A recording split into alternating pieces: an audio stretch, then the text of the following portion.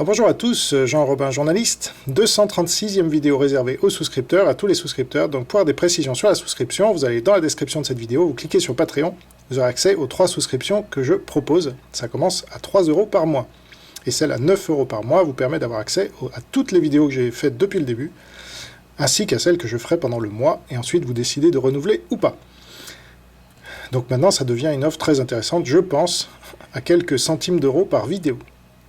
Des vidéos de fond, donc qui ont toujours une actualité évidemment, et qui vous permettront de monter en compétence à vitesse grand V sur la Chine communiste, sachant que vous pouvez déjà monter en compétence gratuitement sur ma page jeanrobinmedia.wordpress.com/carto, où là vous avez des dizaines d'heures de vidéos et des centaines de visuels qui vous permettront de comprendre l'essentiel, disons. Et si vous voulez aller plus loin, après vous pouvez souscrire.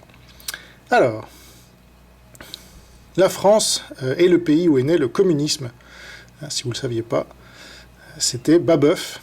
Et c'est aussi le pays où il a été la première fois mis en œuvre politiquement.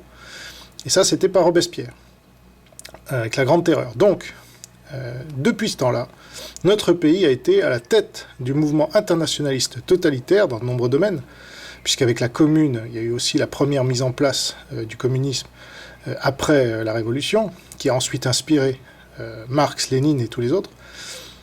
Mais voilà, ça fait tellement partie de notre ADN depuis 2 siècles ou plus qu'on ne s'en rend même plus compte, comme l'eau dans le bocal du poisson.